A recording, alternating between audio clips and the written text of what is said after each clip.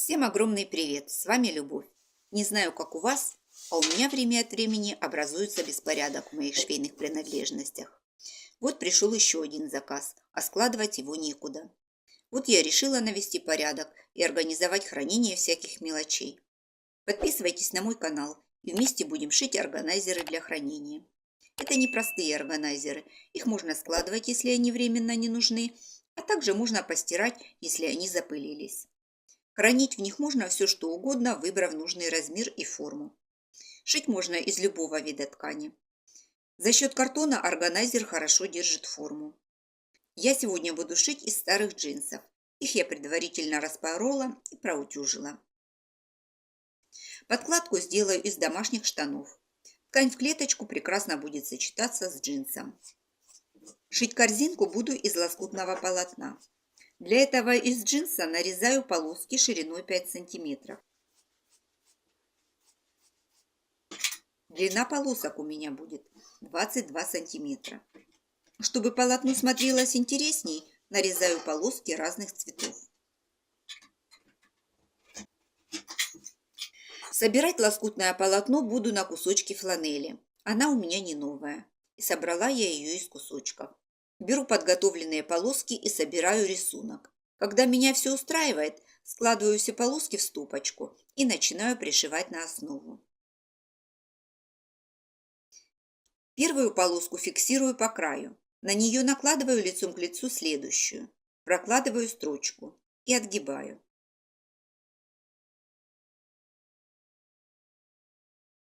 Джинсовая ткань плотная, и просто отогнуть и прижать не получается.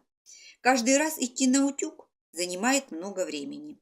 Поэтому я выравниваю полоску, фиксирую ее булавками в нескольких местах, сверху накладываю следующую и прокладываю строчку. На заготовке выравниваю края и вырезаю прямоугольник 22 сантиметра шириной, и длина у него 1 метр плюс 2 сантиметра на шов.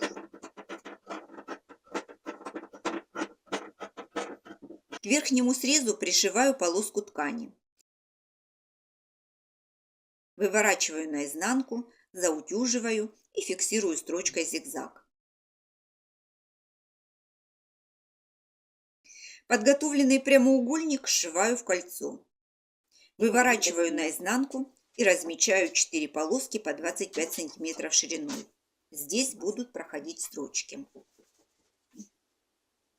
Из подкладочной ткани сшила прямоугольник 27 сантиметров шириной и длиной 1 метр 2 сантиметра. Верхний срез обработала джинсовой полоской. На нее настрочила разноцветные нитки. По цвету они сочетаются с тканью. Подготовленную подкладку соединила в кольцо. На тесьме поставила закрепку, чтобы не топорщилась. Вывернула изнанкой наружу. Основную деталь вывернула на лицевую сторону. Подкладку складываю и вставляю в основную деталь изнанку к изнанке.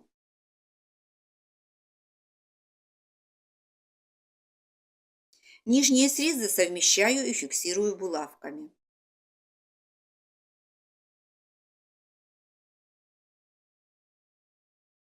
Скалываю верх деталей по разметке, которую нанесла на основную деталь.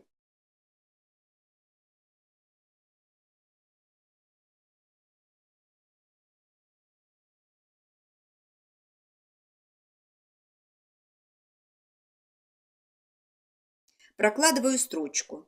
Для удобства можно продублировать разметку по лицевой стороне.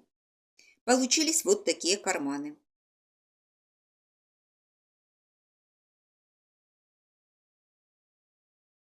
Подкладка будет заворачиваться на лицевую сторону. Откладываю в сторону и вырезаю из джинсовой ткани квадрат 26 на 26 сантиметров. Основную деталь выворачиваю наизнанку. Накладываю сверху дно лицом к лицу. И совмещаю уголки квадрата с местами, где проложена строчка. Фиксирую булавками.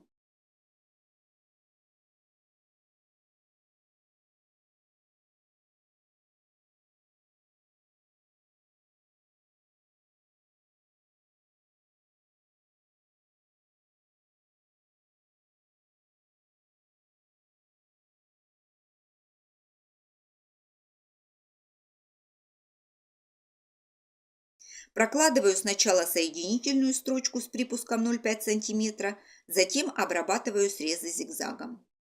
Выворачиваю на лицевую сторону, выправляю все уголки. Все швы прохожу утюгом с паром. Из подкладочной ткани сшила карман 25 на 25 см. Край подвернула и проложила строчку. Это будет чехол для дна корзинки. Вырезала картон 25 на 25 см и вставила его внутрь. Для боковых сторон вырезала 4 прямоугольника из картона 24 на 20 см. Осталось вставить подготовленные прямоугольники из картона в кармашки. Если вы помните, размер карманов по ширине 25 см.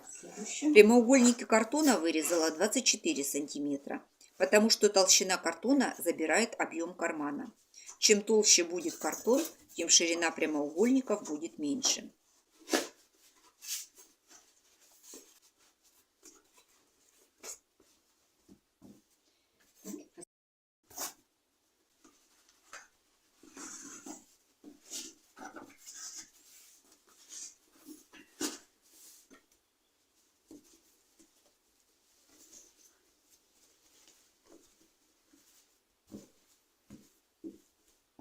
Вставляю подготовленное дно в корзинку. Можно пользоваться. Сшила я не одну корзинку. Для второй собрала полотно из обрезков джинса, которые у меня остались. Люблю пиццу и часто ей пользуюсь.